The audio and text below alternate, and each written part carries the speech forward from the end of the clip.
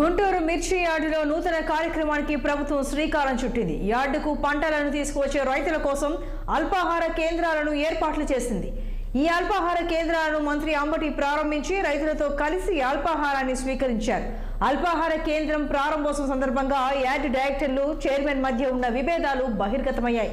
కార్యక్రమానికి చైర్మన్ తప్ప డైరెక్టర్లు ఎవ్వరూ రాకపోవడంతో మంత్రి అంబటి కంగుతిన్నారు. ఈ వ్యవహారంపై మంత్రి గరమైనట్లు తెలుస్తోంది.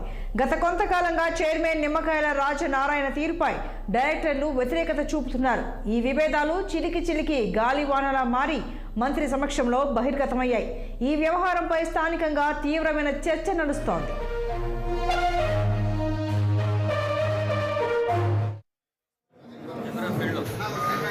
గ్రామ స్థాయిలోనే రైతాంగానికి అన్ని వస్తువులు కల్పించాలనే దృఢ సంకల్పంతో ఇవాళ గ్రామాల్లో రైతు భరోసా కేంద్రాలు ప్రారంభించండి.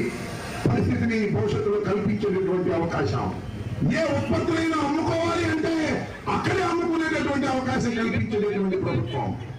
గ్రామ స్థాయిలోనే రైతాంగానికి అన్ని వస్తువులు కల్పించాలనే దృఢ సంకల్పంతో ఇవాళ గ్రామాల్లో రైతు భరోసా కేంద్రాలు ప్రారంభించడం జరిగిందని మనం చేస్తున్నాం.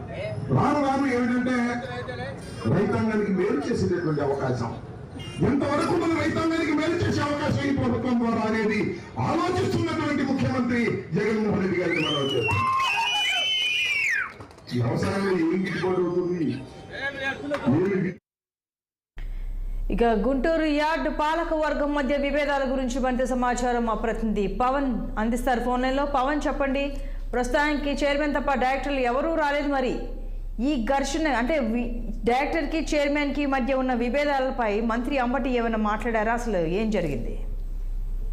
సంతోష్ని, ఏదైతే గుంటూరు మిర్చి యార్డులో ఈ రోజు పాలక వర్గం మధ్య ఉన్నటువంటి విభేదాలు ఒక్కసారిగా బొగ్గుమన్నాయి. ఏదైతే మంత్రి అంబటి రాంబాబు ఈ రోజు గుంటూరు మిర్చి యార్డులో జరిగినటువంటి ఒక భోజనశాల ప్రారంభోత్సవానికి హాజరైన నేపథ్యంలో కూడా అంబటి రాంబాబు ఒక్కరిని ఆ యొక్క కార్యక్రమానికి చైర్మన్ పిలవడం పట్ల కూడా పూర్తి స్థాయిలో పాలకవర్గం సభ్యులు ఎవరు కూడా ఈ కార్యక్రమానికి హాజరు కాలేదు. దీంతో ఒకసారిగా అంబటి రాంబాబు గారికి మాత్రం ఒక జలకిచ్చారని చెప్పుకోవాలి. ప్రధానంగా మిర్చి చైర్మన్ పదవి కాలం వరకు కూడా పూర్తి స్థాయిలో ప్రస్తుతం చైర్మన్ వ్యవహరిస్తున్నటువంటి నిమ్మల రాజనారాయణ కూడా మొదటి నుంచి అంబటి రాంబాబును ప్రతి కార్యక్రమానికి మిర్చి యార్డుకి పిలుస్తా ఉన్నటువంటి నేపథ్యంలో గుంటూరు నగరంలో ఉన్నటువంటి విడుదల రజనీ కానీ, అదేవిధంగా లేళ్ల అప్పిరెడ్డి కానీ ఇతర ముఖ్య నేతలు ఎవరిని కూడా ఆ కార్యక్రమానికి హాజరు కాకపోవడం, మరి హాజరు కాని నేపథ్యంలో అంబటి రాంబాబు ఒకటి కార్యక్రమం ఉన్నటువంటి నేపథ్యంలో కూడా గతంలో పాలకవర్గం కూడా పూర్తి స్థాయిలో ఆయనపై అసంతృప్తి వ్యక్తం చేస్తా ఉంది. అందులో భాగంగానే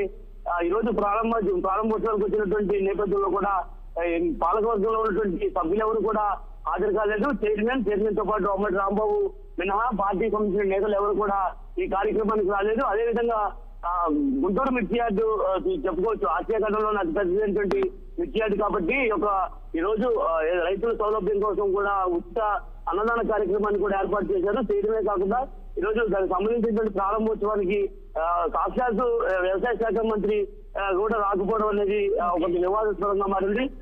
కేవలం అంబటి రాంబాబుని పిలుచుకున్నారు కాబట్టి అంబటి రాంబాబు మాత్రమే వచ్చారని చెప్పి కూడా అక్కడ ఉన్నటువంటి వారంతా చెప్తా ఉన్నటువంటి పరిస్థితులు కనిపిస్తా ఉంది. ఏదేమైనా ఈ రోజు గత కొన్ని రోజులుగా గుంటూరు మిర్చి యార్డులో జరుగుతున్నటువంటి ఘర్షణల నేపథ్యంలో కూడా ఈ రోజు ఆ పాలక వర్గం మధ్య ఉన్నటువంటి విభేదాలు కూడా బొగ్గుమన్నాయి. ఏదేమైనా మిర్చి యార్డు చైర్మన్ వ్యవహార శైలి కూడా పూర్తి స్థాయిలో మార్చుకోవాలంటూ కూడా డైరెక్టర్లు అయితే మాత్రం తెలియజేస్తున్నటువంటి పరిస్థితి కనిపిస్తా ఉంది. మరి అంబటి రాంబాబు అయితే ఈ విషయంపై స్పందించారు.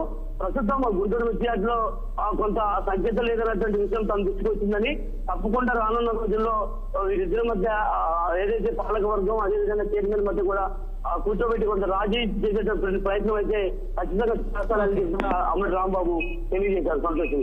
Right Pawan, thank you.